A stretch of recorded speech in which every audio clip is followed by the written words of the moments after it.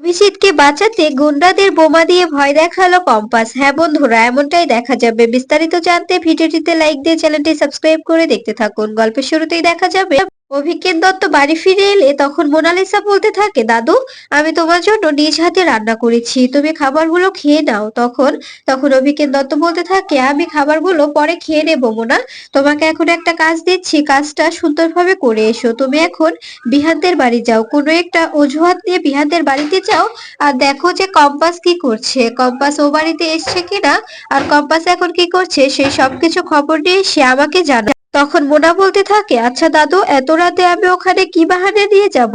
ওখানে গেলে তো ঋতুজা আন্টি আমাকে অপমান করবে, অনেক কথা শোনাবে। তখন তখন অভিজ্ঞান দত্ত বলতে থাকে, তুমি কোনো একটা বাহানা নিয়ে যাও, বিহানের বাহানা নিয়ে যাও, কারণ বিহানের সঙ্গে তো তোমার শুনলাম এখন সম্পর্কটা ভালোই যাচ্ছে তাই না? তখন মোনালিসা বলতে থাকে, হ্যাঁ এখন এখন অবশ্য বিহানের সঙ্গে সম্পর্কটা আমার মিটিয়েই গেছে, আমার সঙ্গে বিহানের সম্পর্কটা মোটামুটি ভালোই চলছে। এদিকে দেখা যায় অরি ও মাহি দুজন মিলে মাহির মাকে বোঝাতে থাকে অস্মিকাকে যেন কম্পাস ও মেঘমালার সঙ্গে ঘুরতে না দেওয়া হয়। তখন তখন দেখা যায় মাহির মা বলতে থাকে, তোমরা আমাকে জ্ঞান দিতে এসো না, কারণ কারণ অস্মিকা তোমাদের মতো নয়, ও নিজের পড়াশোনা ঠিক রেখে যা করার করে। তোমাদের মতো অন্য বাড়ির খবর অন্যজনকে দিয়ে অন্য অন্য ঝামেলায় জড়ায় না, বুঝতে পেরেছো? এরপরে দেখা যায় মাহি ও অরিন বলতে থাকে, তুমি বুঝতে পারছো না মা, আমাদের ছোট বোনটা নষ্ট হয়ে যাচ্ছে, তুমি কি বুঝতে পারছো না? তখন দেখা যায় তখন মাহির মা বলতে থাকে, তোমরা নিজেদেরটা ভাবো, তোমাদের অস্মিকাকে নিয়ে কিছু ভাবতে হবে না, অস্মিকার ব্যাপারটা আমি নিজেই ভেবে নেব। আমার মেয়ে কোনো ভুল কাজ করছে না, ও কম্পাসদের সাহায্য করছে, ভালোই করছে, বুঝতে পেরেছো? তুমি তোমাদেরটা ভাবো। এদিকে দেখা যায় বিহান কনস্টেবলকে ফোন করে সবকিছু জানিয়ে দেয় আর অফিসারকে বলতে থাকে, আপনার সঙ্গে তো আমাদের দীর্ঘদিনের সম্পর্ক, আপনি তো সবকিছুই জানেন, আর আমার ওয়াইফ আসলে চাচ্ছিল না আপনাদের কিছু একটা জানাতে, তাই আমি আমি বাধ্য হয়ে আপনাকে সবটা জানালাম। এরপরে ফোন কেটে দিলে তখন ঋতুজা এসে বলতে থাকে, বিহান তুমি এটা কি করলে? তোমাকে তো বারবার বলা হয়েছিল যে তুমি তুমি পুলিশকে জানাবে না, কম্পাসের ব্যাপারটা কম্পাসকে বুঝতে দাও। ঠিক তখনই মোনালিসা এসে বলতে থাকে, বিহান আমি এসছি, আমি তোমার সঙ্গে দেখা করতে এসছি, তোমার জন্য কিছু কেনাকাটা করেছিলাম তো সেগুলোই দিতে এলাম। এরপরে দেখা যায় ঋতুজা বলতে থাকে, আচ্ছা মোনা তোমার কি কোনো কাণ্ডজ্ঞান নেই? তুমি বুঝতে পারছো না? তুমি এত রাতে কারো বাড়িতে কারো ঘরে পারমিশন ছাড়া ঢুকছো, এতে এতে নিজেকে কি মনে হচ্ছে তোমার? তখন দেখা যায় মোনালিসা বলতে থাকে, আমি শুধু বিহারের জন্য কিছু কেনাকাটা করেছিলাম তো সেগুলোই দিতে এসেছি আন্টি, তুমি এভাবে আমাকে কেন বলছো? আর বিহান তুমি এগুলো একটু ট্রায়াল দিয়ে দেখো তো তোমার শরীরে ফিট হচ্ছে কিনা। তখন দেখা যায় বিহান বলতে থাকে, মোনালিসা এখন এগুলো ট্রায়াল দেওয়ার আমার কোনো সময় নেই আর ইচ্ছেও নেই, বুঝতে পেরেছো? তখন মোনালিসা বলতে থাকে, আমি তোমার শরীরে মাপ দিয়ে রেখে গেলাম, আর এগুলো তোমার যখন ইচ্ছে হয় তুমি তখন পরে নিও, এখন শুধু আমি সবটা সবটা গুছিয়ে দিয়ে যাচ্ছি। তখন তখন বিহান বলতে থাকে, আচ্ছা মোনালিসা তোমাকে আমি একটা কথা বলি, তুমি আমার আমার প্রতি লয়াল, তুমি আমাকে ভালোবাসো এটা আমি জানি, কিন্তু প্লিজ আর এভাবে হুটহাট করে চলে এসো না, আর আমাকে আমাকে সবার সামনে সিম্প্যাথি দেখিও না। আমি জানি যে তুমি আমাকে ভালোবাসো, কিন্তু আমি চাচ্ছি না যে তুমি আমার সবকিছুতে নাক গলাও, কারণ আমার আমার জীবনটা কম্পাসের সঙ্গে জুড়ে গেছে। আমি কম্পাসকে ওয়াইফ হিসাবে মানি বা না মানি, কম্পাস তো আমারই বউ তাই না? কম্পাসের সঙ্গে আমার সারাটা জীবন কাটাতে হবে, কম্পাসকে তো আর আমি অস্বীকার করতে পারছি না। আর আমাদের হিন্দু রীতির নিয়ম মেনে চলতে গেলে তখন তখন একটা ছেলে একবারই বিয়ে করতে পারে, এখানে কোনো দ্বিতীয় বিয়ে করার নিয়ম নেই। তাই আমি চাইছি না যে তুমি তুমি এভাবে আমাকে ডিস্টার্ব করো আর আমার আমার কাছ থেকে কিছু আশা করো, কারণ আমি তোমাকে যেটা তুমি আশা করছো সেটা দিতে পারবো না। আমি কম্পাসকে নিয়েই থাকতে চাই, আমি কম্পাসকে বউ মানতে পারি বা না পারি, কিন্তু কম্পাস তো আমার ওয়াইফ তাই না? এটা তো আর আমি অস্বীকার করতে পারি না। যেভাবেই হোক কম্পাসের সঙ্গে তো আমার বিয়েটা হয়েছে, কম্পাসকে তো আমি বিয়েটা করেছি তাই না? এরপরে দেখা যায় এই বলে চলে গেলে তখন ঋতুজা বলতে থাকে, কি বললো বিহান, তোমার মাথায় ঢুকলো? এখন যদি তুমি এখান থেকে বেরিয়ে যাও তবে খুশি হব মোনালিসা। এরপরে দেখা যায় ঋতুজা চলে গেলে তখন মাহি বলতে থাকে, মোনাদি দেখলে জেম্মা তোমাকে কি করে অপমান করলো, কিভাবে কিভাবে কথা বললো। তখন তখন মোনালিসা বলতে থাকে, আমি এখন এসব কিছুই গায়ে মাখবো না, কারণ কিছুদিন পরে তো উনিই আমার শাশুড়ি হবে তাই না? এদিকে দেখা যায় কম্পাস চুপি চুপি ঘরে ঢুকছে। ঠিক তখনই বিহান কম্পাসকে দেখে ফেলে আর বলতে থাকে, দাঁড়াও, কোথায় যাচ্ছ তুমি? তুমি কি ভেবেছো যে তুমি এভাবে চুপি চুপি যাবে আর আমি কিছু বুঝতে পারবো না? তুমি এভাবে এভাবে লুকিয়ে লুকিয়ে বাড়িতে ঢুকবে রাতের অন্ধকারে? তুমি কোথায় ছিলে? এখন বাড়িতে ঢুকছো? তুমি কোথায় গিয়েছিলে কম্পাস? সবটা সবটা ক্লিয়ার করে বলো আমাকে।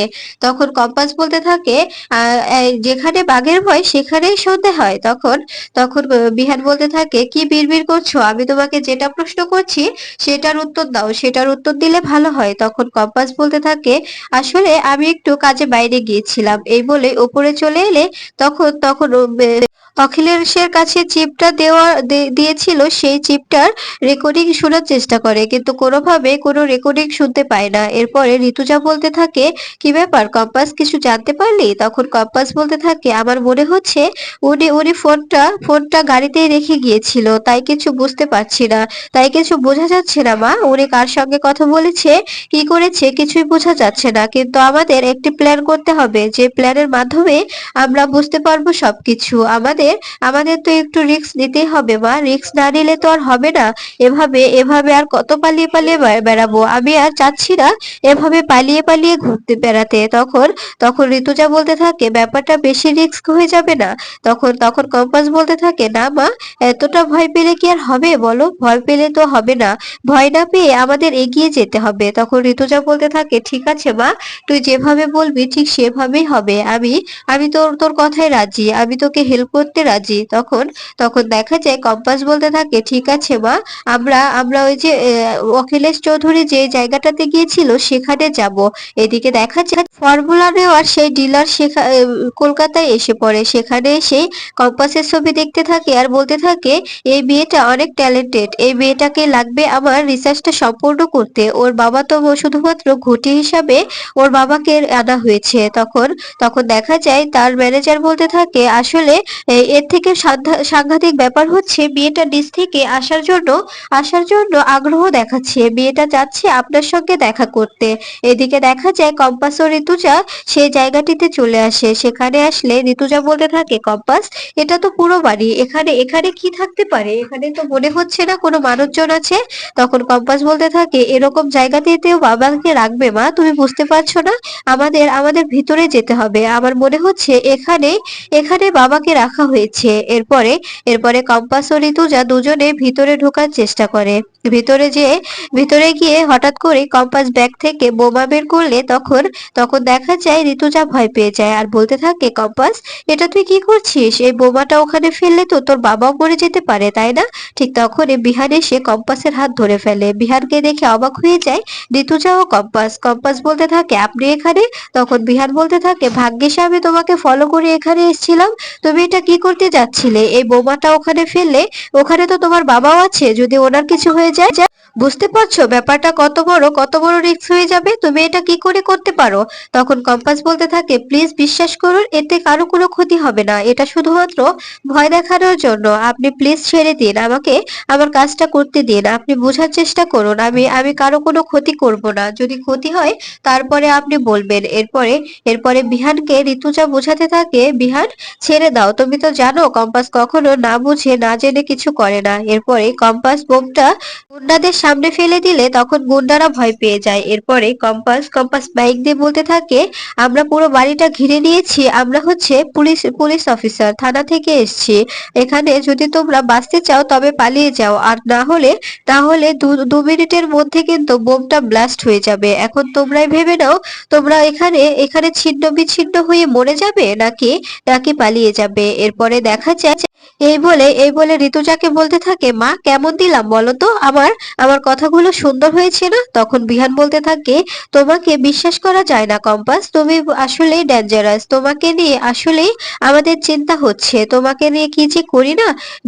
মা দেখো, ও কি কিছু একটা গন্ডগোল করে বসবে। এরপরে দেখা যায় যখনই সময় এগোতে থাকে ঠিক তখনই গুন্ডাগুলো সেখান থেকে ভয়ে পালিয়ে যায়। এটা দেখে খুশি হয়ে যায় বিহান, কম্পাস ও ঋতুজা।